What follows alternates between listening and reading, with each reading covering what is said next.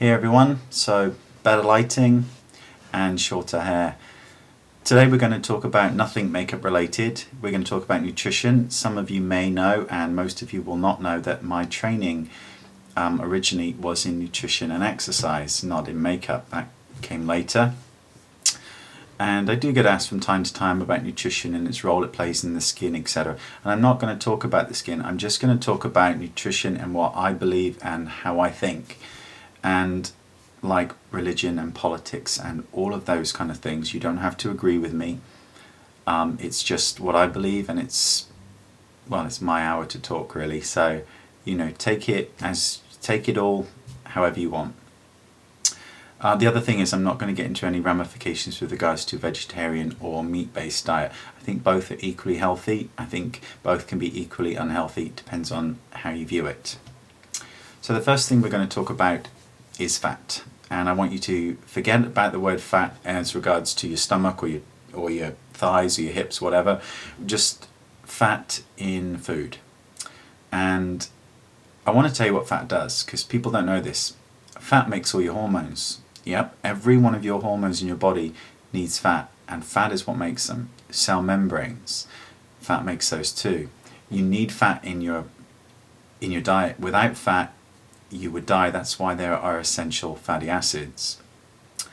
So fat is very important. There are good fats and there are bad fats, and this is where some controversy comes in. I think butter is a good fat because the butter is, it's just churned. There's no energy generated. The molecular structure of the fat is not altered. Cold pressed oils are good because, again, the refining process is like how you make gasoline, and that's not a good thing. You want cold pressed oils. Coconut oil is an amazing fat to eat. Olive oil is perfectly fine. It's kind of there in the middle, so that's a good fat. But butter is fine, don't worry about it. And remember, as I just said, that fat makes all those different hormonal functions that I just talked about. Protein is used to rebuild you. It's used to build muscle and bone and cartilage, all of those things. That's what protein does. And you all know where protein comes from. It comes from animals, definitely. Certain plant-based ingredients as well contain protein. Now think about those two food groups for a second, and I'm going to tell you that the human body every day does two things. It rebuilds itself and it breaks down, and that's why we die, because we break down faster than we rebuild. And what we want to do is we want to rebuild and break down at about the same rate, so we can slow down the aging process as much as we can. Makes perfect sense when I say it like that, right? Carbohydrate. Carbohydrate is used to give us energy and fuel. It doesn't rebuild us, it doesn't make cell membranes, it doesn't make hormones, it's our fuel. And how much fuel do we need? Not that much, at least compared to normal standards. We're eating so much fuel and we're getting fat, and that's why. So going back to this breaking down and rebuilding process. If I gave you 500 calories of fat and protein to eat, your body is going to use that to make cell membranes, to make hormones, to make bone, muscle, cartilage, whatever. It's going to use those calories to do those processes with every day, because it has to. If I gave you 500 calories of carbohydrate, you'd think yum, and you would use some of that as energy, but you couldn't use it all because you wouldn't need it all. And what you don't use, you would store as body fat for a later time. Another way to think of it is because our body doesn't have a shut-off mechanism with carbohydrate like it does with fat. So if I said to you, I want you to boil some hard-boiled eggs and I want you to eat them all, and I want you to eat 10 of them, you wouldn't be able to, because you would be sick. Your body would not be able to cope with that much protein and fat, and you would be ill. You have a mechanism that stops you from over-consuming those kind of foods because you would be ill. If I said to you, eat a whole packet of biscuits, you know you could, and you know you could. And that's the difference, is our body doesn't have a mechanism to tell us when it's had enough carbohydrate. We can just keep going on and on and on, and we don't know when we've had enough.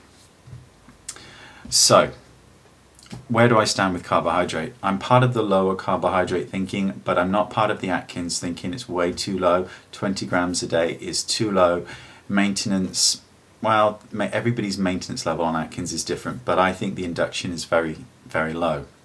Not about ketosis or anything like that.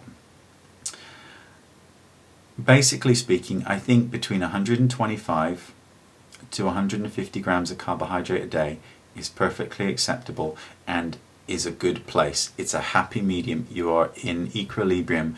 You have enough energy to get through the day. You don't have a huge surplus of it that you're going to store as body fat. And carbohydrate is the only food group that you would count calories on. That you would count grams on. You don't count calories, you don't count fat calories, you don't count protein. You don't worry about all of that stuff because, like I said, your body is repairing and rebuilding. That's what it's using it for. You don't want to go down the low calorie diet. If you want to age yourself instantly and break down quickly, eat less and exercise more, especially stimulating exercises like aerobics. And I know that there are people out there who think that cardiovascular exercise is very important. It works your heart, so we can't deny that.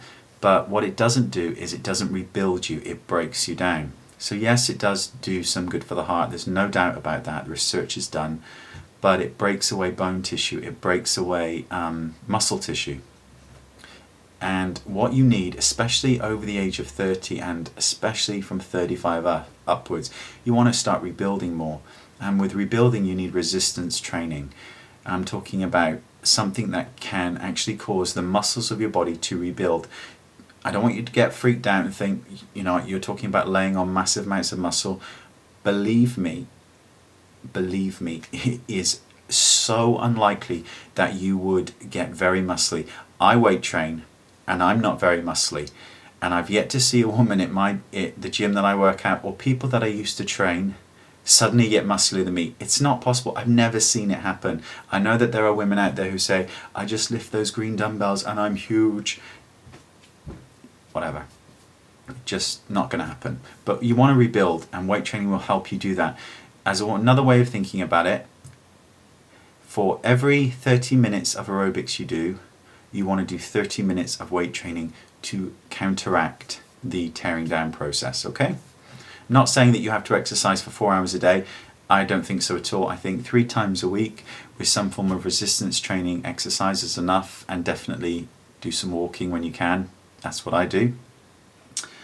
So that's kind of my take on nutrition, is a balance. I think that you should look at your food as a way of rebuilding and repairing yourself, and carbohydrates should be the only food group that you think about counting.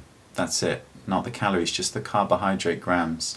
And as I've said, somewhere between 125 and 150 is what I think and what I recommend. And that is enough, and it's enough to start you on a path towards wellness and health, and it's also a path that will also lead to weight loss, but it will lead to fat weight loss, not muscle weight loss, because you're going to be getting in that food group, with the foods that you eat. You're going to be getting enough fat, you're getting enough proteins, you're going to be happy and well, your hormones are all going to be, they're all going to be good, you're going to feel balanced, you're going to feel healthy. And eating well in a balance can really make all the difference. And I know, because when I did, I felt wonderful, and I slipped way off the track. You do, things slip up, and I'm back on it, and I'm just feeling so much better than I was. And I want you to just think of nutrition now as something that is there to rebuild you and regenerate you and keep you healthy, and not so much about weight loss. I think that you need to be healthy to lose weight, and not lose weight to be healthy. And that's what I think. I know lots of people, or I've seen lots of people who are overweight but have a healthy metabolism, and I've seen underweight people who are unhealthy and have a terrible metabolism. So anyway, that's my thoughts on nutrition. I'm happy to talk about it some more. Hope I haven't bored any of you too much. And thanks for listening, and I'll see you all next time. Take care. Bye.